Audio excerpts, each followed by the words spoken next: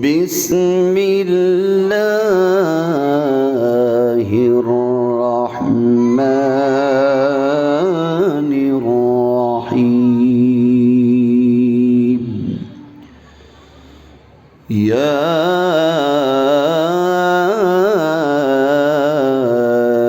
أيها الذين آمنوا اتقوا الله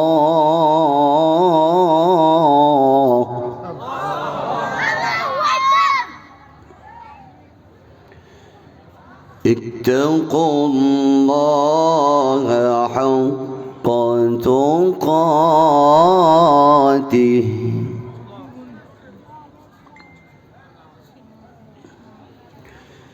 يا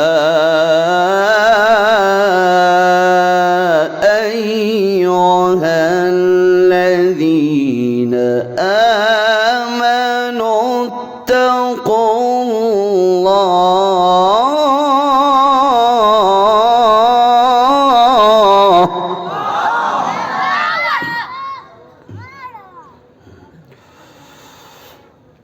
اتقوا الله حق تقاته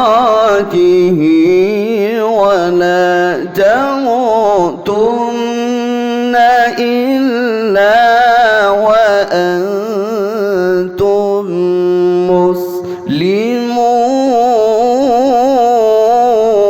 مسلمون ولا تموتن إلا وأنتم مسلمون صدق الله العظيم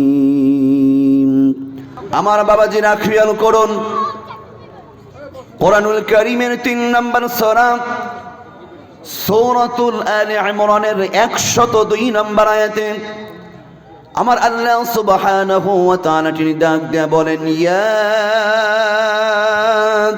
আইয়ুহাল্লাযীনা আমানু তাকুল্লাহা হাক্কা তুকাতিহি ওয়া লা তামুতুন্না ইল্লা ওয়া আনতুম মুসলিমুন আরো আওয়াজ দিয়ে বলুন আল্লাহু আকবার খুব গভীর মনোযোগ দিবেন 3 নম্বর সূরার নাম হলো আলে ইমরান সূরার নাম কি আয়াত নাম্বার হলো 102 নম্বর কত নম্বর আয়াত আল্লাহ এইখানে কেবলমাত্র শুধুমাত্র একমাত্র এক শ্রেণীর মানুষকে আমার আল্লাহ পাক ডাক দিয়ে বলেন ইয়া আইয়ুহাল্লাযীনা আমানু আল্লাহ পাক এইখানে মুনাফিকদেরকে নয় আল্লাহ পাক কাফেরদেরকে নয় আল্লাহ পাক বেঈমানদেরকে নয় আমানু বলে বলুন তো কাদেরকে ডাক দিয়েছে কাদেরকে আমরা ঈমানদার না বেঈমান কম হোক বেশি হোক ঈমান আমাদের আছে না নাই গভীর মনোযোগ দেন অতএব আমার আল্লাহ পাক আপনাকে আমাকেও ডাক দিয়ে বলছেন হে ঈমানদার বান্দারা ইত্তাকুল্লাহ ভয় করো একমাত্র কাকে আল্লাহকে ভয় করো দরদির আমার এইখানে শেষ নয় আল্লাহ বললেন আল্লাহকে ভয় করতে তারপরে আল্লাহ বলছেন হাক্কা তুকাতিহি এর ব্যাখ্যা হলো আল্লাহ পাক বলছেন যেমন তেমন ভয় নয় যথাযথ ভয় করতে হবে কাকে এই কথা কেন বললেন তার কারণ হলো দরদির আমার আজকে আমরা জালসার মাহফিলে এসেছি কার ভয়ে আল্লাহ বলছেন যথাযথ ভয় তুমি যে ভয়ে মাহফিলে এসেছো জালসায় এসেছো ও ঈমানদার তুমি যদি খাঁটি ঈমানদার হও তুমি যেই ভয়ে জালসায় এসেছো ওই ঈমানদার কখনো কনসার্টে যাত্রার প্যান্ডেলে যেতে পারে না যেই ঈমানদার ঈমানের ভয়ে মসজিদে যায় নামাজ পড়ে ঈমানদারের ভয় ঈমানের বলে বলিয়ান হয়ে মসজিদে যায় আমার ভাইরা খাঁটি ইমানদার হয়ে আল্লাহর ভয়ে কখনো সে মন্দিরে যেতে পারে না। এই জন্য আল্লাহ বলছেন শুধু জালসাই নয়, শুধু মসজিদে নয়, শুধু ঘরে নয়, যথাযথ ভয় যেইখানে আপনি পা ফেলবেন, হাত বাড়াবেন, সর্ব অবস্থায় একজনকে ভয় করতে হবে। আওয়াজ দিয়ে বলুন তো তিনি কে? আল্লাহ তারপরে কি বলছেন জানেন? এরপরে বলছেন ওয়ালা তামুতুন্না ইল্লা ওয়া আনতুম মুসলিমুন, আর তোমরা মুসলমান না হয়ে মৃত্যুবরণ করো না। আল্লাহু আকবার বলেন। এই কথাটা নিয়ে যদি আপনি গবেষণা করেন, আপনি যদি বোঝেন, আপনার গায়ের লোম স্থির থাকবে না। আল্লাহ কি বলছে শুনুন, ওয়ালা তামুতুন্না ইল্লা ওয়া আনতুম মুসলিমুন, আর মুসলমান না হয়ে মৃত্যুবরণ করো না। কাকে বলছেন? কাকে কথা বলছেন? নরেন্দ্র মোদীকে? ডোনাল্ড ট্রাম্পকে? কোন বেঈমানকে?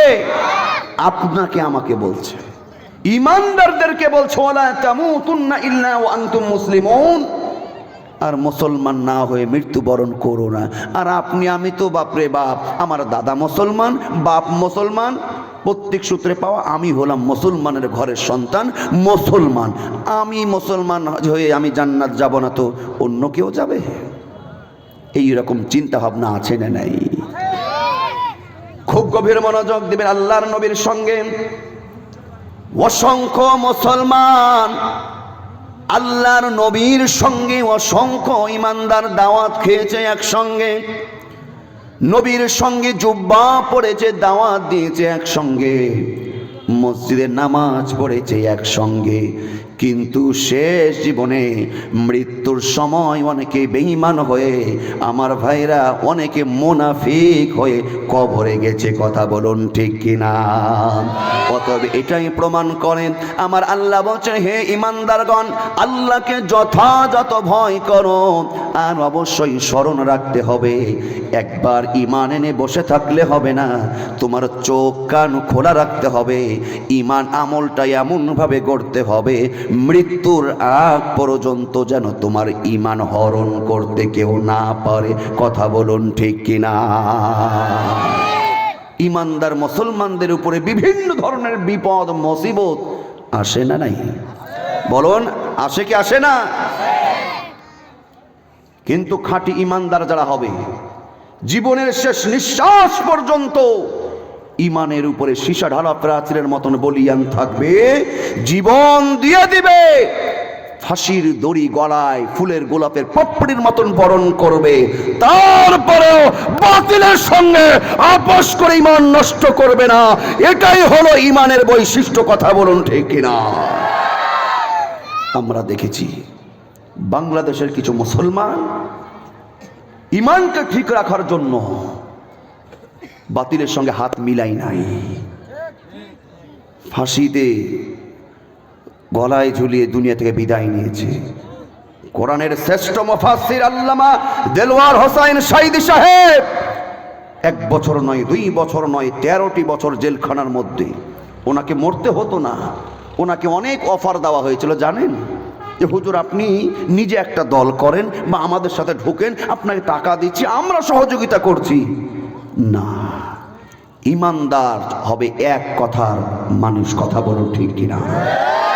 আল্লামা কোরআনের পাখি সাঈদী সাহেব, উনি তো জেলখানায় স্টক করে মারা গেছে, তাই না? আওয়াজ দিয়ে বলুন। ওনাকে পরিকল্পিতভাবে খুন করা হয়েছে। আমার দুঃখ আর আফসোস এখনো লাগে, আল্লামা কোরআনের পাখিকে খুন করা হলো। যেই ডাক্তার ইনজেকশন পুশ করলো, এই তত্ত্বাবধায়ক সরকার এখনো কেন ওই ডাক্তারকে অ্যারেস্ট করলো না? কথা বলুন ঠিক কিনা? তোমার বাপের বিচার যদি 50 বছরে হয়, 50 বছর পরে যদি তোমার বাবার বিচার হয়, মনে রাখবে 18 কোটি এই বাংলাদেশের জনগণ 100 বছর পরে হলেও কোরআনের পাখি সাঈদী সাহেবের বিচার করেই ছাড়বে। কারা কারা দিয়েছ দুইটা হাত দেখাও।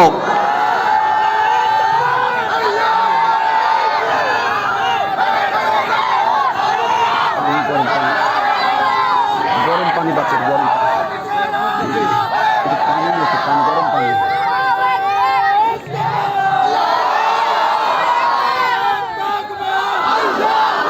আল্লাহ পাক কবুল করুন, বলি আমিন। আমার ভাইরা রাগ করলেন যে হুজুর ওয়াজ কি শুরু হয়ে গেল? আমি কি কোনো বানিয়ে কোনো কথা বলেছি?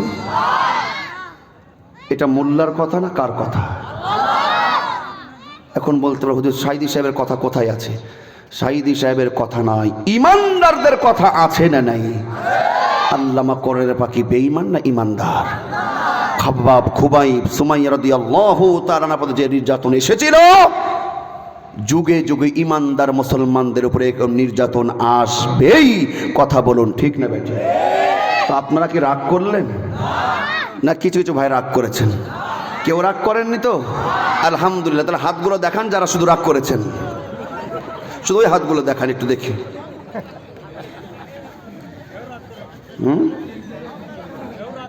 আলহামদুলিল্লাহ। আমার ভাইরা, আমাদের বাঙালির একটা সমস্যা আছে। সমস্যাটা কি জানেন? যদিও আপনার হাত তুলতে ভুল করে, আমি কিন্তু বুঝতে ভুল করি নাই। আমাদের সমস্যা হলো আমরা কিন্তু জোশে হুঁশ হারিয়ে ফেলি। যেই বলে আইরে তার সাথেই যাই রে। তবে আপনার হাত তুলতে ভুল করলে আমি বুঝতে মোটেও ভুল করি নাই। আমি বুঝেছি যারা হাত তুলেছেন তারা বেজার না বেশি খুশি হয়েছেন, ঠিক না বেটি? বাবাজিরা গভীর মনোযোগ দেন। সময় খুবই কম, খুব বেশি সময় পাবো না, হয়তো 25 মিনিট 20 মিনিট কথা বলবো, একটু খেয়াল করেন। আমি বলছিলাম পৃথিবীর সব চাইতে একটা দামি গুণের নাম হলো তাকওয়া। কোন মানুষ হয়ে সে যদি তাকওয়ার গুণটা অর্জন করতে পারে, আমার আল্লাহ বলেছে ফেরেশতার চাইতে তার মান সম্মান বাড়িয়ে দিবেন কে? আর যার মধ্যে তাকওয়া থাকবে না, আল্লাহর ভয় থাকবে না, আমার ভাইরা ফেরেশতার চাইতে তো দূরের কথা, যেটা তাকওয়াহীন হবে এই পর্যায়ক্রমে আমার আল্লাহ বলেছেন এই চতুষ্পদ জন্তুর চাইতেও নিকৃষ্ট হয়ে যাবে। কথা বলুন ঠিক কিনা? কথাটা আমার নয়, শুনুন।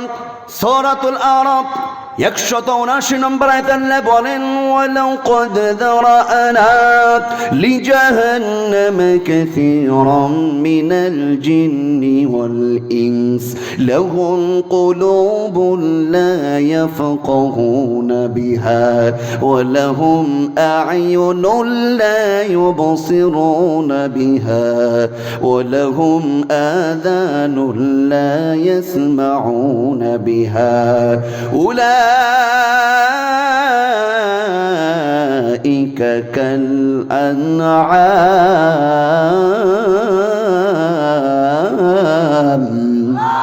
আমার আল্লাহ বলেন মানুষ এবং জিনের মধ্যে কিছু জিন এবং মানুষকে আল্লাহ পাক জাহান্নামে ফেলবে। তারা কারা? লাহুম কুলুবুন লা ইয়াফকাহুনা বিহা। মানুষের মতন তাদের একটা কল আছে, কল দিয়ে ভালো জিনিস চিন্তা করে না, আল্লাহর ভয় স্থাপন করে না। ওয়া লাহুম আয়ুনুন লা ইউবসিরুনা বিহা।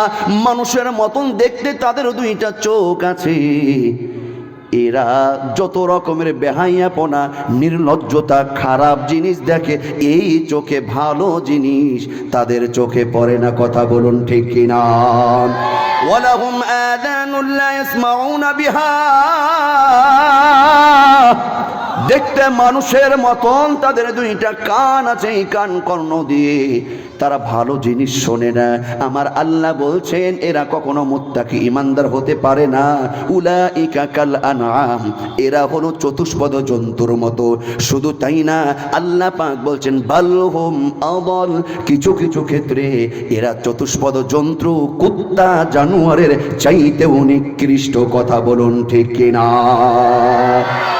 উলাইকা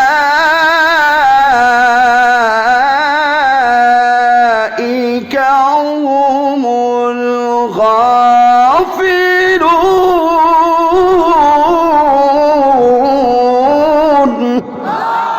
আল্লাহ বলছেন এই চরিত্রের এই বৈশিষ্ট্যের মানুষ যারা হবে, আমার আল্লাহ বলেন এরাই হলো সবচাইতে বড় গাফেল, সবচাইতে বড় মূর্খ, সবচাইতে বড় পথভ্রষ্ট। কথা বলুন ঠিক কিনা? তাকওয়ার গুরুত্ব আছে না নাই? তাকওয়ার গুরুত্ব আছে না নাই? এবার শুনুন তাকওয়ার মর্যাদা কত বেশি বলবো। একজন তাকওয়াবান ব্যক্তির মর্যাদা কত বেশি। দরদির আমার, একজন তাকওয়াবান ব্যক্তি যখন মৃত্যুবরণ করে আমার আল্লাহ কি সম্মান তাদের বাড়িয়ে দিয়েছেন। একজন তাকওয়াবান ব্যক্তি যখন মারা যায়, একদিন নয়, 2 দিন নয়, 10 দিন নয়, 20 দিন নয়, 40 দিন পর্যন্ত আসমান জমিন তার জন্য কাঁদতে থাকে। বলি সুবহানাল্লাহ। শুধু তাই নয়, একজন তাকওয়াবান ব্যক্তি যখন দুনিয়া থেকে বিদায় নেয়, আমার ভাইরা, শুধু মানুষরা আফসোস করে না, মানুষরা শুধু কাঁদে না, বরং আল্লাহর রহমতের ফেরেশতারাও কান্না করে। বলি সুবহানাল্লাহ। একজন তাকওয়াবানের মৃত্যুতে কয়জন? আর লক্ষ কোটি কোটি বেঈমান, বেদিন, কাফের বেঈমান দুনিয়া থেকে বিদায় নিলে কেউ কান্নাকাটি করে? কেউ আফসোস করে? আওয়াজ দেব না, আফসোস করে? আবু জেহেল, নমরুদ, ফেরাউন, আবু লাহাব, উতবা, উতাইবা, ওরা তো মৃত্যুবরণ করেছে। কেউ কান্নাকাটি করে এখনো? আওয়াজ দেব, কেউ আফসোস করে? আল্লাহ পাক ওদেরকে কেমন করে সরিয়ে দিয়েছে। ফেরাউন, নমরুদকে, ওদের জন্য তো কেউ আফসোস করেই না। বরং আপনাদের সমাজে ফেরাউন নামে কি কেউ আছে? আবু জেহেল নামে আছে, ওবায়দুল কাদের নামে আছে। এটা হয়তো আছে, সামনে সেটাও সাইজ হয়ে যাবে। রাগ করলেন? আপনারা আছেন তো? আছেন? নমরুদের নামে কেউ নাম রাখে? ভয়ে রাখে না। ইব্রাহিমের নামে কেউ আছে না এখানে? ইব্রাহিমের নামে? আল্লাহু আকবার। আমার ভাইয়েরা শুনুন, ইমানদার মুসলমান যখন মৃত্যুবরণ করে, আকাশের ফেরেশতারা শুধু নয়, সমাজের মানুষেরও কান্না করে, ঠিক কিনা? কিন্তু আবার দেখবেন বদচরিত্রের মানুষ যারা, আমার ভাইরা, তাকওয়াহীন ব্যক্তি যারা জনগণের উপরে জুলুম করে, অত্যাচার করে, কোরআনওয়ালা মানুষদের উপরে নির্যাতন করে, ভালো মানুষগুলোকে ধরে ধরে নির্যাতন করে, সমাজে বিশৃঙ্খলা সৃষ্টি করে, এই চোর ডাকাতগুলো যখন ইন্তেকাল করে, তখন কিন্তু অনেকে খুশি হয়ে বলে আলহামদুলিল্লাহ। ঠিক না বেটি? কিন্তু আল্লাহ শিক্ষা দিয়েছেন, যখন কোনো মানুষ মারা যায়, আমরা দোয়ার জন্য আমরা পড়ি ইন্না লিল্লাহি ওয়া ইন্না ইলাইহি রাজিউন। চিৎকার করে বলুন আল্লাহু আকবার। কিন্তু সবাই মরলে ইন্না লিল্লাহ পড়ে না। সবাই মরলে ইন্না লিল্লাহ পড়ে? ফেসবুকে দেখেন না, হিরিক লাগে, আরে বাপরে বাপ, খুললেই একজন মারা গেছে, বাপরে বাপ বাদ দে না, আলহামদুলিল্লাহ। সমাজ থেকে একটা চোর বিদায় নিলে, একটা ডাকাত বিদায় নিলে, যে অনেক জ্বালিয়েছিস, অনেক জুলুম করেছিস, তোর জুলুমের হাত থেকে আল্লাহ পাক বাঁচালো, এই জন্য দোয়া না, খুশিতে বলে আলহামদুলিল্লাহ। এই জন্য তো কবি বলেন, এমন জীবন করিও গঠন, মরিলে তুমি কাঁদিবে ভুবন। এমন জীবন করিও না গঠন, মরিলে তুমি হাসিবে ভুবন। কথা বলুন, ঠিক না বেটি? ওদের কতজন মরল, কতজন মরল, শুধু আলহামদুলিল্লাহ হিরিক। একজনের কথা বলছি, আল্লামা কোরআনের পাখি, ওনাকে আমরা ভালোবাসি একমাত্র কিসের জন্য? আওয়াজ দেয় বলো মুসলমান, কিসের জন্য? কোরআনের পাখি বিদায় নিয়েছে, আমরা তো কেউ কান্না করি নাই। আওয়াজ দিয়ে বলুন। আমি একটা জিনিস বুঝাতে চাচ্ছি, শুধু কান্না করে নাই, আল্লামা কোরআনের পাখিকে যখন হত্যা করা হয়েছে, সেই দিন তো মানুষ যেন শুধু জামাতের না, আওয়ামী লীগের না, বিএনপির না, শুধু ইমানদার না, সারা পৃথিবীর যারাই ওনাকে চিনেন, অনেক অন্য অন্য বেধর্মী ভাইরাও আল্লামা কোরআনের পাখি সাইদি সাহেবের জন্য চোখের পানি ছেড়েছে, আফসোস করেছে। কথা বলুন, ঠিক না বেঠি? এটাই হলো মুত্তাকির বৈশিষ্ট্য। দরদের এবার স্মরণ, ইত্তাকুল্লাহ, আল্লাহর ভয়টা কত দামি জিনিস। আপনি মনে করছেন টাকা পয়সা ক্ষমতা যার যার বেশি তার দাম বেশি, কিন্তু আমার আল্লাহ কি বলেন শুনুন।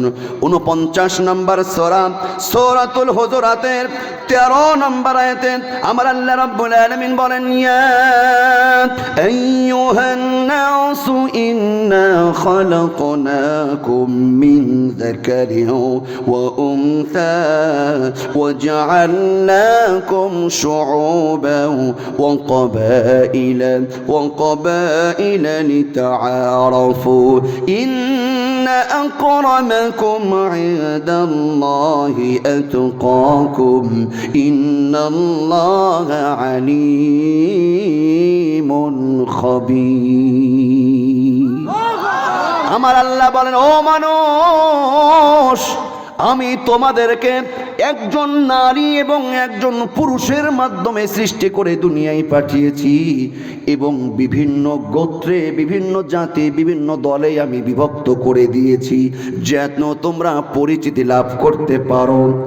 এই দুনিয়াতে বিভিন্ন রঙের, বিভিন্ন ঢঙের মানুষ আছে না নাই? যেমন বিভিন্ন গোত্রের, বিভিন্ন জাতির লোক আছে।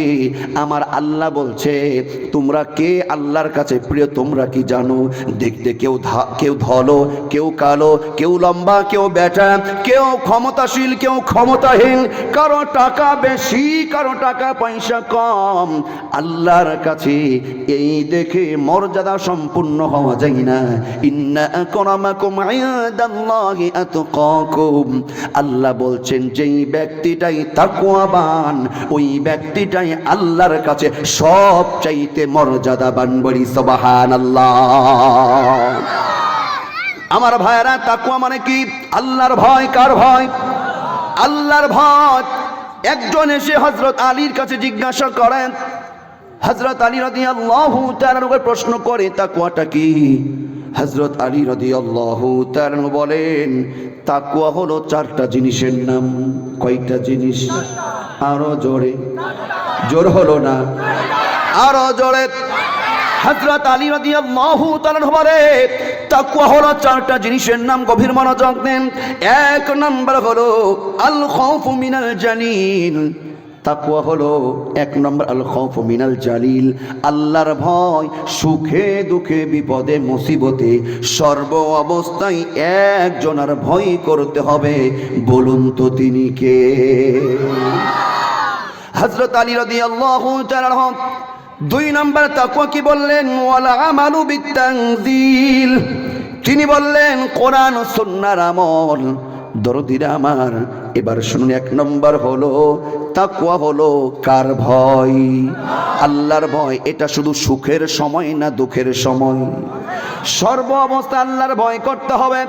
যখন আপনার উপরে যেই নির্দেশ আসবে, আল্লাহর পক্ষ থেকে যেই ফয়সালা আসবে, সেটা আপনার মন মতন হোক আর না হোক, আপনার দলের বিপক্ষে যাক আর আপনার ব্যক্তিগত বিপক্ষে যাক, আল্লাহর হুকুম এসেছে সেটা মাথা পেতে স্বতঃস্ফূর্তভাবে আল্লাহর ভয়ের আঙ্গিকে মেনে নিতে হবে। কথা বলুন ঠিক কিনা? আল্লাহর পয়গম্বর হযরত ইব্রাহিম আলাইহিস সালাতু ওয়াস সালাম আল্লাহর প্রতি কত দৃঢ় ভালোবাসা, কত বিশ্বাস, ভয় কেমন ছিল শুনুন। আল্লাহর পয়গম্বর হযরত ইব্রাহিম আলাইহিস সালাতু ওয়াস সালাম, ওনার পুরা জীবনটাই ছিল পরীক্ষার মধ্যে ভরপুর। 86 বছর বয়স, সন্তান নাই, এটা কি পরীক্ষা না? ইব্রাহিম যুবক না বুড়ো মানুষ? 86 বছর কোনো সন্তান নাই। শোনন শোনন, আল্লাহর ভয়, আল্লাহর প্রত্যেকটা হুকুমকে কেমন ভাবে তিনি মেনে নিয়েছিলেন।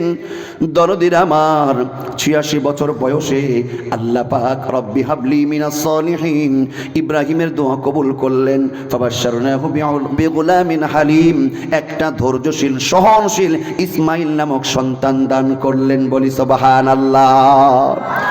86 বছর পরে সন্তান। আমাদের সমাজে যখন সন্তানদের বিয়ে করার পরে 10 বছর পার হয়েছে, এখন বয়স 30, 10 বছর পার হয়েছে, সন্তান হয় না। কেউ যায় বাজারে, আবার কেউ যায় মাজারে, সন্তান চাই। কথা বলুন ঠিক কিনা? কারো দিলে যদি আল্লাহর ভয় থাকে, প্রেম থাকে, কখনো মাজারে বাজারে নয়, একমাত্র সন্তান চাইতে হবে। বলুন তো কার কাছে? 10 বছর পরে সন্তান আসলে আমরা খুশিতে আত্মহারা হয়ে যাই, ঠিক কিনা? পাগল হয়ে যায়। পয়গম্বর ইব্রাহিম 86 বছর বয়সে সন্তান পেয়েছে। ওনার ওই ভালো লাগাটা এত বেশি, এত বেশি। কিন্তু আমার আল্লাহ ইব্রাহিমের দিলের অবস্থা পরীক্ষা করার জন্য সন্তান ইসমাইল যখন আসলো, যেই সময় ইসমাইলকে কোলে পিঠে আদর সোহাগ দিয়ে ভরিয়ে রাখবে, আল্লাহর পক্ষ থেকে নতুন নির্দেশ চলে আসলো, ইব্রাহিম তোমার কলিজার টুকরা ইসমাইলকে তোমার কোলে রাখতে পারবে না। তোমার ইসমাইল এবং তোমার স্ত্রী বিবি হাজারকে এই মুহূর্তে মক্কার ধুধু মরুভূমি নির্জনে রেখে আসো। বলি সুবহানাল্লাহ। যারা হাজী সাহেব হজে গেছেন, উমরা করেছেন, এখন তো মক্কা নগরী ভিআইপি শহর। আমার ভাইরা, তৎকালীন সময়ের কথা বলছি, আল্লাহর পক্ষ থেকে নির্দেশ এসেছে। দিলে কেমন জায়গা, কেমন ভয়। মুহূর্তের মধ্যে পয়গম্বর আর দেরি করলেন না, স্ত্রী বিবি হাজার এবং ইসমাইলকে সামান্য কিছু খাবার এবং পানীয় নিয়ে মক্কার ধুধু মরুভূমিতে রেখে চলে আসলেন। বলি সুবহানাল্লাহ। 86 বছর বয়স সন্তান আসলো, তারপরেও সন্তানকে বাড়ি থেকে রেখে আসতে বলল। আমাদের যদি এই রকম অবস্থা হতো, বলুন তো কি করতাম? হুজুরের কাছে গিয়ে ফতোয়া, যে কোনোভাবে ফতোয়া নিয়ে একটু কৌশল করে যদি কাছে রাখা যায়। হুজুর ফতোয়া দিল আপনার বউ তালাক, ওর কাছে যাবে একবার, ওর কাছে একবার যাবে। হুজুর কোনোভাবে, হুজুর রাগের মাথায় তালাক দিয়েছি। এটা রাগের মাথায় তালাক দেয় না তো মানুষ হাসতে হাসতে আই লাভ ইউ বলতে বলতে তালাক দেয় না কেন পাগলা? তো রাগের মাথায় তো তালাক দিবি। তুই রাগ করলি, তখন কি তোর হুঁশ ছিল না? আমি বলতে চাচ্ছি, আল্লাহর বিধানটাকে আমাদের মন মতন না হলে ঘুরিয়ে পেঁচিয়ে ওর কাছে যাও, এই দলের না হলে ওই দলের হুজুর লাও, যে কোনোভাবে হ্যাঁ রাজি কথা হয়ে গেছে, যাকে এক হুজুর তো বলেছে। আল্লাহর পক্ষ থেকে যখন যেটা ফাইসালা, যদি দিলে ভয় থাকে কার? ডানে বামে থাকে না, মেনে নিতে হবে। কথা বলুন ঠিক কিনা? বিবি হাজার চোখের পানি ছেড়ে কাঁদে। ছোট্ট ইসমাইল, ও পয়গম্বর, যে ইসমাইলকে আপনার এখন কোলে পিঠে আদর চুমু খাওয়ার কথা, এমন কি অপরাধ আমি করলাম নাকি? আমি কি কোনো ভুল করেছি? বা আমার ইসমাইল কি কোনো অপরাধ করেছি? কোনো ভুল করে থাকলে বলুন কেন? আপনি কি কারণে সামান্য কিছু খাবার এবং পানীয় দিয়ে এই ধুধু মরুভূমিতে রেখে যাচ্ছেন? পয়গম্বর যেন লাজবাব হয়ে যায়, কোনো কথা বলতে পারে না। কিন্তু ইসমাইলকে রেখে আসছে, ওনারও মন চাই না, বুকটা ফেটে যায়, বুকে পাথর বেঁধেছে। আমার ভাইরা কষ্টের পাহাড় বেঁধেছে। বিবি হাজার যখন এই কথা বলে, কেন সামান্য কিছু খাবার দিয়ে ফেলে যাচ্ছেন? ইব্রাহিম আলাইহিস সালাতু ওয়াস সালাম লাজবাব হয়ে যায়। বিবি স্ত্রী যখন একবার নয়, দুইবার নয়, 3 বার এই কথা বললেন, কোনো কথা বলে নাই। পয়গম্বর ইব্রাহিম শুধু আঙ্গুলটা এইভাবে ইশারা করে দেখায়। বিবি হাজার বলে, পয়গম্বর আমি বুঝতে পেরেছি, আপনি আর টেনশন করেন না। আমি বুঝতে পেরেছি এই সিদ্ধান্ত আপনার না, এই সিদ্ধান্ত হলো আমার মাওলার। কথা বলুন ঠিক কিনা? ওই আল্লাহর প্রতি আমার এত দরদ, ওই আল্লাহর প্রতি আমার এত বেশি ভালোবাসা, ওই আল্লাহ সামান্য কিছু খাবার এবং পানির অভাবে আমাকে এবং আমার কলিজার টুকরা ইসমাইলকে মারবেন না। পয়গম্বর আপনি মন খারাপ করবেন না, আপনি চলে যান। বলি সুবহানাল্লাহ। মন না চাইলেও আপনি যদি মুত্তাকি হয়ে থাকেন, দিলে যদি আল্লাহর ভয় থাকে, যখন যে ফাইসালা আসবে সেই ফাইসালাটা মেনে নেওয়ার মধ্যেই কল্যাণ নিহিত। কথা বলুন ঠিক কিনা?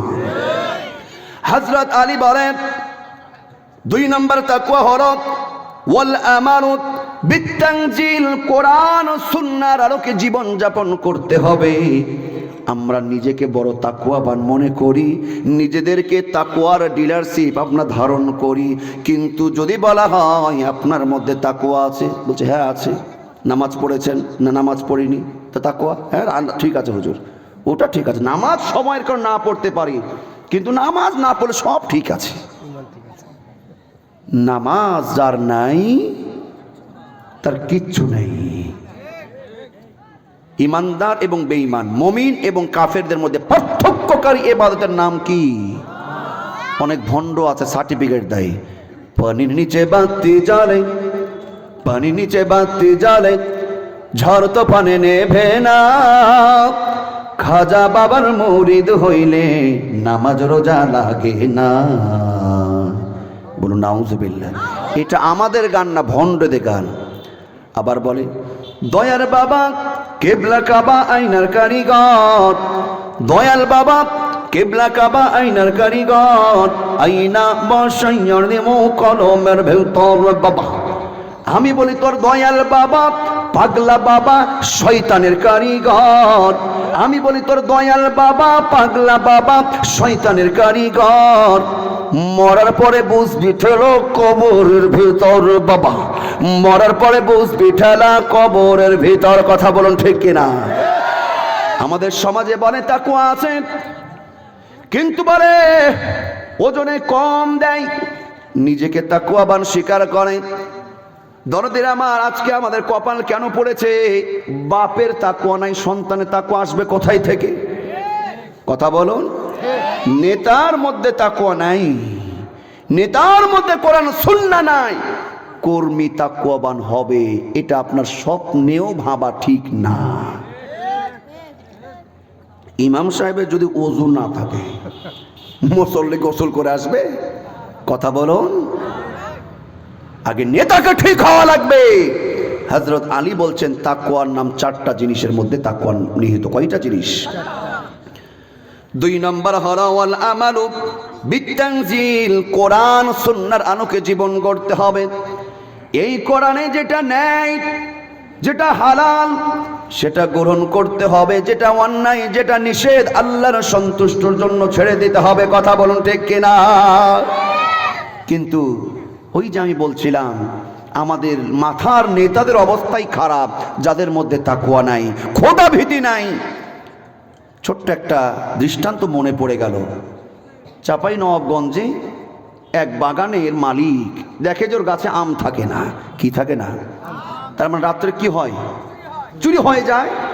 এই বাগানের মালিক দেখে রাত্রে আম চুরি, কোথায় যায় রে? একদিন চুপ মেরে বসে আছে, আজকে চোর ধরবো। হঠাৎ করে দেখতে পেয়েছে, টর্চ লাইট মেরে দেখছে, না তোর আজ একদিন কি আমার একদিন, তাড়াতাড়ি নিচে নাম, আমার গাছের আম যাই কোথায়? কেন? মাফ করে দেন। না তুই নিচে নাম। না মাফ করে দেন তো কোথায় নিয়ে যাবো? তোকে তোর বাপের কাছে নিয়ে যাব। কার কাছে? বলছে মালিক মাফ করে দেন, আমার বাপের কাছে নিয়ে যাওয়ার দরকার নাই, ওই যে উপরের ডালে দেখুন ওইখানে আমার বাপও আছে। আমাদের অবস্থা হলো এই রকম। তাকওয়াবান অভিভাবক, তাকওয়াবান শাসক, ন্যায়পরায়ণ নীতিবান শাসক আমরা চাই কি চাই না? আল্লাহর নবী সাহাবীদেরকে তাকওয়া কেমন শিখিয়েছেন ছোট্ট একটা দৃষ্টান্ত শুনুন। সারা পৃথিবীর মধ্যে আল্লাহর নবীর চাইতে বড় তাকওয়াবান মডেল আর কেউ হতে পারে না। নবীর কাছ থেকে সাহাবীরাও এই রকম তাকওয়া ধারণ করেছিলেন।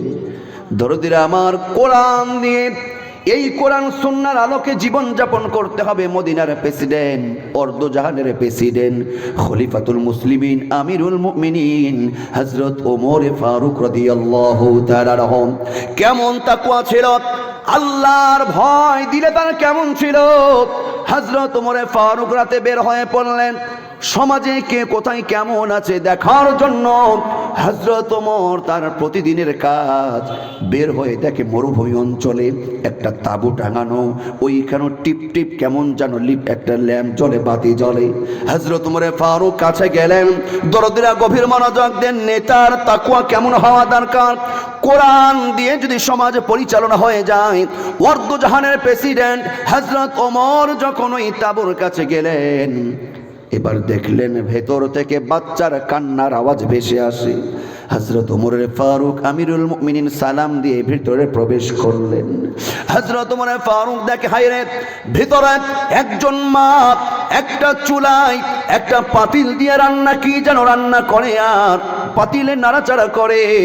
হযরত ওমর ফারুক দেখে বাচ্চাগুলো ক্ষুধার জন্য কাঁদে আর এই মা গভীর রাত্রিতে কি যেন রান্না বান্না করে। আমিরুল মুমিনিন খলিফাতুল মুসলিমিন বলে, মা তুমি তো বড়ই নিষ্ঠুর, তুমি এত রাত্র পর্যন্ত সন্তানদেরকে কেন না খাইয়ে রেখেছো? তুমি তো আরো আগেই পারতে, সন্ধ্যার দিকে খাইয়ে দিলে এই বাচ্চাগুলো কান্না করতো না। আমিরুল মুমিনিন নিজের পরিচয় দিলেন না, তাকওয়া কাকে বলে, বাহাবা নিলেন না। এই মহিলা মা এবার ডাক দেয়া বলে, ও প্রতীক, তুমি তো আমাদেরকে চেনো না, আমরা মদিনার কেউ না, শুনেছি মদিনার নাকি একজন প্রেসিডেন্ট আছে, আমরা ওমরের কাছে এসেছি, কয়েকদিন হয়ে গেল ভিড়ের জন্য খলিফার দরবারে যেতে পারি নাই, কিছু খাবারের জন্য এইখানে পড়ে আছি। ও প্রতীক, তুমি জানো না আমার ওই পাতিলের মধ্যে অন্য কিছু নাই, ওই পাতিলের মধ্যে আমি কিছু সামান্য পাথর আর পানি দিয়ে আমি নাড়াচাড়া করছি, আমার সন্তানদেরকে বলছে গোস্ত রান্না হবে, কিছুক্ষণ পরে তোরা খাবি। আমিরুল মুমিনিন খলিফাতুল মুসলিমিন যেন পা থেকে মাটি সরে যায়। এই কথা শুনে, মা মা তুমি একটু অপেক্ষা করো, আমি দেখি তোমার জন্য কিছু করতে পারি কিনা। আমিরুল মুমিনিন চলে গেলেন। আমার ভাইরা বাইতুল মালের দরজা খুলতে বললেন। আসলাম, ও খাদেম তাড়াতাড়ি দরজা খোল। বাইতুল মালের দরজা খোলা হলো। আমিরুল মুমিনিন বলে, আসলাম রে, তুই তরকারি বস্তায় ঢোকা, আটা ময়দা বস্তায় ঢোকা। এবার বস্তার যখন গিট মারা হলো, আমিরুল মুমিনিন বলে, খাদেম রে, আসলাম রে, এই বস্তাটা এবার আমার ঘাড়ের উপরে উঠা। খাদেম আসলাম বলে, আমিরুল মুমিনিন খলিফাতুল মুসলিমিন, এই বস্তা বহন করার জন্য তো আমি আছি, আমি আপনার খাদেম আছি, আপনি কেন এই বস্তা বহাবেন? আমি এই বস্তা বহাবো। আমিরুল মুমিনিন বলে, আসলাম রে, আমি যে দৃশ্য দেখে এসেছি, এই দৃশ্যের জন্য কাল কিয়ামতের দিন আল্লাহ তোকে আসামির কাঠ গড়াতে দাঁড় করাবে না, বরং আমাকে কাঠ গড়াতে দাঁড় করাবে। আমার বোঝা আমাকে বহন করতে দে। বলি সুবহানাল্লাহ। ওয়ার্দজাহানের প্রেসিডেন্ট নেতা কাকে বলে? এই বস্তা এবার কাঁধে নিয়ে এক দৌড় দিয়ে মরুভূমির কাছে, একেবারে তাঁবুর কাছে চলে যায়। ওই তাঁবুর কাছে গিয়ে বস্তা খুলে ফেলে। আমার ভাইরা মাকে বলে, মা তুমি রান্না বান্না করো, সাথে একটু রুটি বানাতে সহযোগিতা করে। যখন তরকারি রুটি রেডি হয়ে যায়, আমিরুল মুমিনিন খলিফাতুল মুসলিমিন সন্তানগুলোকে ওর উপরে বসিয়ে রুটি আর গোস্তগুলো ছিঁড়ে ছিঁড়ে ওই সন্তানগুলোর মুখে তুলে দেয়, মুখে খাবার তুলে দেয়। ওই মা তাকিয়ে দেখে এই পথিকের চোখ দিয়ে যেন পানিগুলো বেয়ে বেয়ে দাঁড়িয়ে বেয়ে পড়ে যায়। বলি সুবহানাল্লাহ। মা বলেন, ও পথিক, তোমাকে তো চিনলাম না, তুমি কে? তবে আমার মন বলে, তোমার মতন মানুষ যদি এই মদিনার প্রেসিডেন্ট হতো, মদিনার প্রেসিডেন্ট ওমর না হয়ে তোমার মতন নেতা যদি প্রেসিডেন্ট হতো, আমাদের তকদিরটা, নসিবটা আরো উন্নত হয়ে যেত। আমিরুল মুমিনিন নিজের পরিচয় দিলেন না, খালি বলেন, মা আগামীকালকে আপনি খলিফার দরবারে আসবেন, আমি চেষ্টা করবো আরো কিছু দেওয়ার। এবার মা যখন চলে যায়, এবার গিয়ে দেখে, হায় রে কি সর্বনাশ, গতকালকে যেই যুবক কাঁধে বস্তা করে কষ্ট করে নিয়ে গিয়ে আমাদের জন্য খাবার পৌঁছে দিয়েছে, খলিফার চেয়ারে অন্য কেউ নয়, সেই রাতের যুবকটাই তো খলিফা উমর আসনে বসে আছে। বলি সুবহানাল্লাহ। মা ডাক দেয়া বলে, ও আমিরুল মুমিনিন খলিফাতুল মুসলিমিন ওমর, আপনি কেন রাত্রে পরিচয় দিলেন না? আপনার পরিচয়টা আপনি কেন গোপন করলেন? তাহলে আমরা এ ভুল করতাম না। অনেক কষ্ট দিয়েছি, আমাদের উপরে রাগ করবেন না, আমাদেরকে ক্ষমা করে দিবেন। নেতা কাকে বলে? ওমর বলে, মা, ও মা, তুমি আমার কাছে উল্টা ক্ষমা চেও না, বরং তুমি আমার কাছে বলার আগেই আমি খোঁজ খবর নিয়ে তোমার হক, তোমার পাওনাটা তোমার কাছে কেন পৌঁছে দিতে পারলাম না, এর জন্য কাল কিয়ামতের দিন আল্লাহ পাকের আসামির কাঠ গড়াই তুমি আমাকে দাঁড় করিও না। এই হলো নেতা, এই হলো তাকওয়া। বলুন আল্লাহু আকবার। এইরকম তাকওয়া বা নেতা আমাদেরও শাসক হয়ে যাক, আমরা চাই কি চাই না? এমন যদি হতো আমার দেশের শাসক হতো ওমরেরই মতো হতো, আবু বকরের মতো। এমন যদি হতো আমার দেশের শাসক হতো ওমরেরই মতো হতো, আবু বকরের মতো। আমার দেশের মা বোনেরা লাঞ্ছিত হতো না, আমার দেশের কৃষক শ্রমিক বঞ্চিত হতো না, ধনী গরিব ভালোবাসায় জীবন ফিরে পেত। এমন যদি শাসক হতো ওমরেরই মতো। কথা বলুন ঠিক না বেটি? একবার পড়ুন আমিন। আমার ভাইরা, তাকওয়া কাকে বলে? এই তাকওয়া আমাদের সবার অর্জন করার দরকার আছে না নাই? আর একটু মহব্বতের সাথে বলুন আছে না নাই? আল্লাহ বলছেন, ইন্নাল্লাহা মা'আল্লাযীনা তাকাও ওয়াল্লাযীনা হুম মুহসিনুন। আল্লাহ পাক বলছেন, যারা তাকওয়ার জীবন যাপন করে এবং ইহসানের সাথে যারা আমল করে, আল্লাহ বলছেন আমি আল্লাহ তাদের সাথেই আছি। বলুন না সুবহানাল্লাহ। আপনার আমার হায়াত মৌত মালিক কে? আপনার আমার ধন দৌলত রিজিকের মালিক কে? তাহলে সর্ব অবস্থায় খেয়ে থাকি না খেয়ে থাকি আমি আমল করব, ইন জিন্দেগি করব একমাত্র কার ভয়ে? আর একটু আওয়াজ দিয়ে বলুন কার ভয়ে? আমার ভয়েরা, আল্লাহর ভয় আমাদের প্রত্যেকের দিলে আসুক। আমরা চাই কি চাই না? আল্লাহ পাক আমাদের খাঁটি তাকওয়াবান মুত্তাকি হিসাবে কবুল আর মঞ্জুর করুন, বলি আমিন। দরদির আমার, আপনারা লক্ষ্য করেছেন যে, আপনারা জেনেছেন, অবগত হয়েছেন, জুত্রাবন জামি মসজিদ, এই মসজিদের উন্নয়ন কল্পে আজকের এই মাহফিল। এই মসজিদটা আপনারা অনেকে চিনেন, অনেকে দেখেছেন।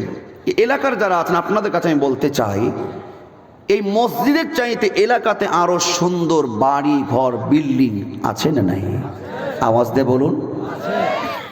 আপনার ঘরের চাইতে, আপনার বেডরুমের চাইতে মসজিদটা যখন যত সুন্দর হবে, আপনার বেডরুমের চাইতে আপনার মসজিদে সময় কাটানোর তৃপ্তি আগ্রহটা বেশি জাগবে। এই জন্য আল্লাহর ঘরটাও একটু পরিষ্কার পরিচ্ছন্ন সুন্দর করার দরকার আছে না নাই? আমার ভাইরা, এইখানে অসংখ্য তাকওয়াবান ব্যক্তি আছেন, অসংখ্য আল্লাহর প্রিয় বান্দারা আছেন। আমি একটু দেখতে চাই এই আল্লাহর ঘর, এই জুত্রাবন মসজিদে দুই একজন ভাই একটু কিছু দান করবেন। এমন